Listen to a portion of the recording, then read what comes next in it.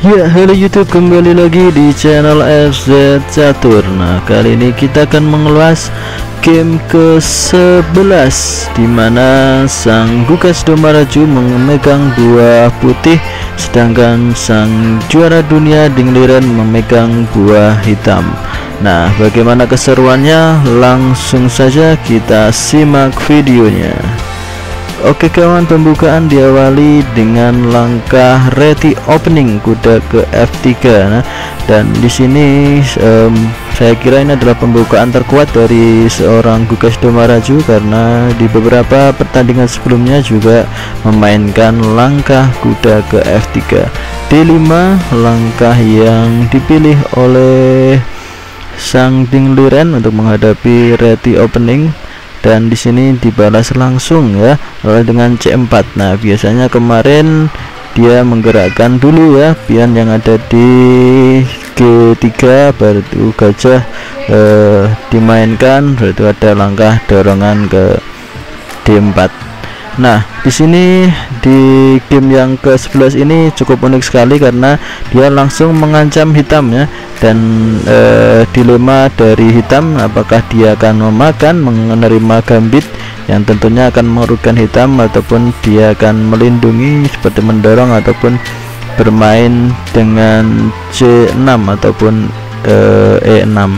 Nah, D4 dipilih oleh hitam, dan di sini putih memainkan B4. Nah, tentunya menghindar ya apabila nanti kuda ini akan didorong ke C6 ataupun dia akan memainkan pion. Nah, di sini hitam memainkan C5 untuk mengontrol baris-baris ya yang terkuat apabila nanti putih mendorong pion. E3, nah langsung mendobrak pusat. Nah, apabila ini masih didorong tentunya akan menciptakan pion yang sangat lemah, dan apabila ini diambil tentunya akan bisa dimakan dengan pion F, karena dimakan dengan pion D akan terjadi pertukaran menteri di sini kawan. Kuda ke F6 ya yang dipilih untuk melindungi beberapa pion yang ada di petak pusat, penguasaan petak pusat di sini juga kawan.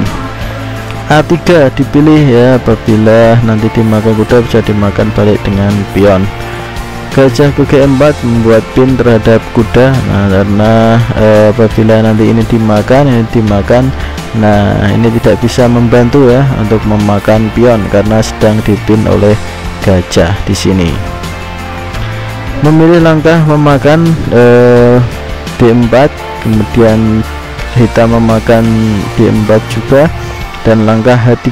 Nah, ini langkah yang bagus kawan ya untuk mengusir gajah yang sedang mengepin kuda. Nah, di sini bisa kalian mainkan apabila kalian mendapat pin ya.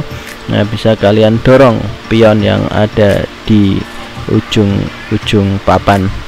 Kemudian memukul kuda, dimukul dibalik dengan menteri kalau ada menteri ke C6, karena melihat ancaman yang serius di petak B7, maka putih memberikan D3 supaya tidak didorong pionnya, dan ada langkah bagus yaitu A5. Nah, A5 ini tentunya sangat bagus ya untuk mendobrak pusat. Apabila nanti ini dimakan maka hitam akan mendapatkan benteng yang ada di ujung A1, dan putih memainkan B1 tentunya tidak mau membuka jalur A. Kemudian ada G3. Nah, di sini juga untuk mempersiapkan gajah untuk bisa rokade, dan dipilih langkah gajah Fianchetto. Nah, masih mengancam pion yang masih dilindungi kuda. Nah, dan ada langkah kuda mengancam ini dan mengancam 2 kali pion, dan putih memiliki langkah menteri ke F4. Nah, ini salah satu trik juga apabila ini diambil. Nah, ini ada kena pin ya kawan. Nah, di sini memilih melindungi pion. Nah, jadi masih ada langkah pion yang dilindungi oleh menteri, dan di sini benteng. Nah, ini merupakan langkah yang kurang akurat kawan ya, menggerakkan benteng ke D1, dan yang lebih baik yaitu kita bisa memainkan kuda. Nah, di sini saya memainkan kuda ke ke D2. Nah, ini yang langkah yang terbaik ya, memainkan kuda, jadi membiarkan pion ini jatuh, tapi dengan kompensasi kita bisa mendapatkan ruang yang enak untuk kuda kita nanti. Ya, lanjut. Ini merupakan salah satu langkah yang kurang akurat, dan sebenarnya ada langkah kuda ke D2. Nah, seperti ini kawan, nanti bisa apabila pion didorong, nah ada benteng yang bisa ke B, misalnya menteri ini turun, nah pion bisa didorong, misalnya pion mendorong A4, ada kuda naik, ada pertukaran kuda, nanti bisa menteri tinggal mundur. Ini juga sudah aman, misal dapatkan gajah maka kita bisa pukul sama menteri, dan masih aman-aman saja ini.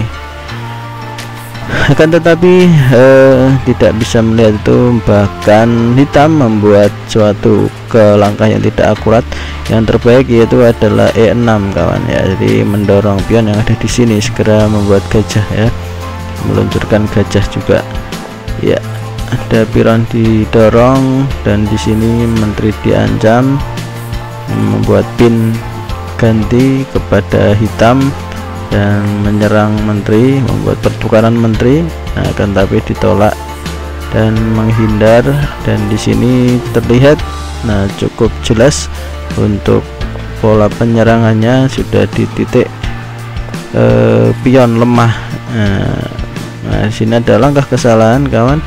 Nah, di pion mendorong balik, sehingga di sini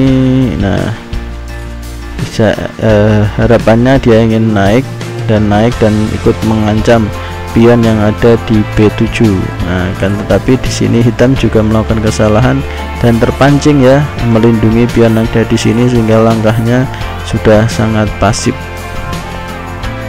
Nah, di sini langkahnya pasif semua, dan di sini ada langkah blunder dari hitam karena dia tidak melihat ya, di sini ancamannya sudah sangat serius, dan kuda di sini harusnya melindungi, ikut melindungi, tapi tidak ikut melindungi, malah terpancing. Ada langkah blunder yaitu menteri ke C8. Nah, di sini pastinya adalah kesempatan emas bagi putih, yaitu dengan langkah makan kuda.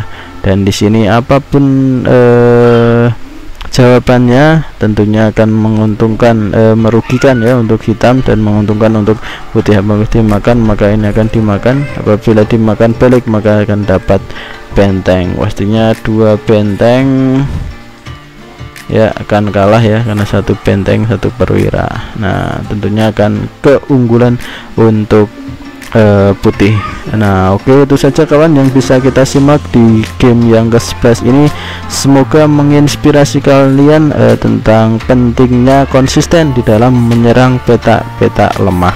Nah, itu saja kawan yang bisa kita simak di game 11. Nah, terus semangat belajar catur, salam catur, Gen Una Sumus, kita satu keluarga.